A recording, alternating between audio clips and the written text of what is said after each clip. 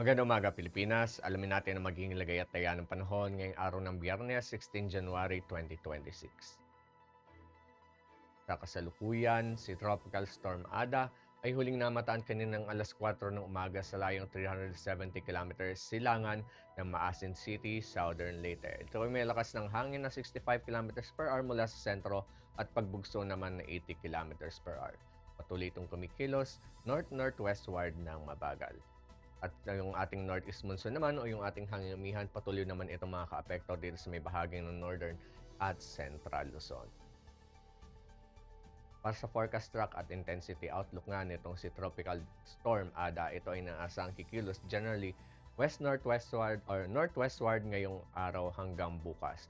Naasahan naman sa Tuesday evening na ito ay kikilos naman southeastward habang ito ay tumatahak dito sa karagatan ng eastern section ng Bicol region. Ito ay inaasahan na lalapit dito sa may bahagi ng Eastern Samar at Northern Samar area bukas at sa Catanduanes naman pagdating naman ng linggo. Mananatili naman na lamang itong nasa tropical storm category at inaasahan na magwi-weekend ito o hihina pagdating naman ng Martes, 20 January 2026.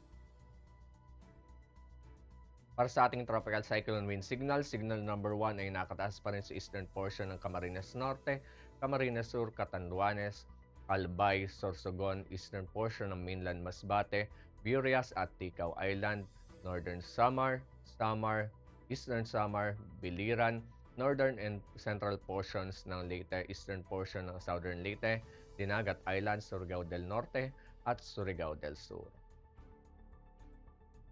Para naman sa ating general area forecast, asahan pa rin natin ang Eastern Visayas at Catanduanes, Sorsogon ay makakaranas ng rains with gusty winds. Samantala, maulap na kalangitan na may kalat-kalat na pag-ulan, pagkidlat at pagkulog naman ang mararanasan ng nalalabing bahagi ng Visayas, ganoon na rin sa nalalabing bahagi ng Bicol region.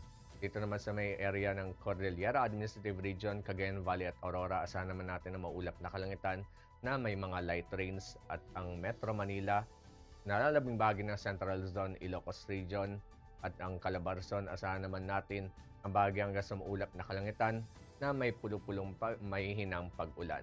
Ang nalalabing bahagi ng Visayas, asahan naman natin na maulap na kalangitan na may kalat-kalat na pag-ulan, pagkidlat at pagkulog. Para naman sa Mindanao, asahan pa rin natin yung rains with gusty winds sa may bahagi ng Dinagat Island, Surigao del Norte at Surigao del Sur. Samantala, maulap na kalangitan na may kalat-kalat na pag-ulan, pagkidlat at pagkulog naman ang mararanasan ng Northern Mindanao, ganoon rin sa nalalabing bahagi ng Caraga at Zamboanga del Norte. Ang nalalabing bahagi naman ng Mindanao, inaasahan naman ng bahagi hanggang sa maulap na kalangitan na may pulupulong pag-ulan, pagkidlat at pagkulog.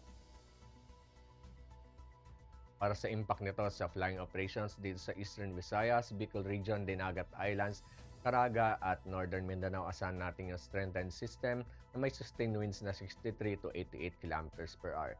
Ang impact nito sa ating flying operations sa rotary, asahan natin yung mga crosswinds at mga severe turbulence na unsafe para sa ating flying operations or makakapag-cause na mga suspension sa ating mga flying operations.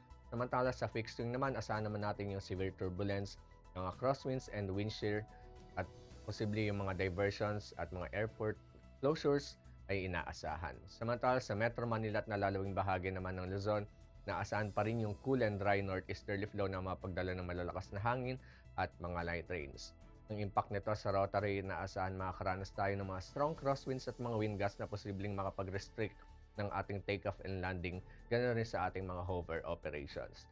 Sa fixed wing naman, inaasahan yung mga crosswinds at mga moderate turbulence during approach at mga possible delays due to low visibility pagdating naman sa light rain. Samantala sa nalalabing bahagi ng ating bansa, asahan naman natin yung mga afternoon convective development na posibleng makapag-produce ng gust fronts at mga heavy rains. Sa rotary, inaasahan yung mga sudden downbursts, gusty winds at mga reduced visibility na posibleng makapagdala ng mga serious risk at kailangan nating iwasan yung mga cumulonimbus cloud areas. Sa fixed wing naman, inaasahan yung mga severe turbulence at mga wind shear during approach and departure na posibleng makapagresulta sa mga temporary delays or diversion. Ang haring araw ay sumikat kaninang 0625 at ito naman ay lulubog mamayang 1747. Para sa ating moon illumination, 6% decreasing. Para manatiling updated sa lagay at taya ng panahon, i-follow lamang ang Air Force Weather Center sa aming mga official social media accounts. Yan lamang pong latest update mula sa ating lagay ng panahon sa ngalan ng aming commanding officer na si Colonel Alvin John Cugador, PAF GSC. Ako po si Staff Sergeant John Altisal Cipuedes, Philippine Air Force, Weather Forecaster ng Air Force Weather Center. Muli, magandang umaga, Pilipinas.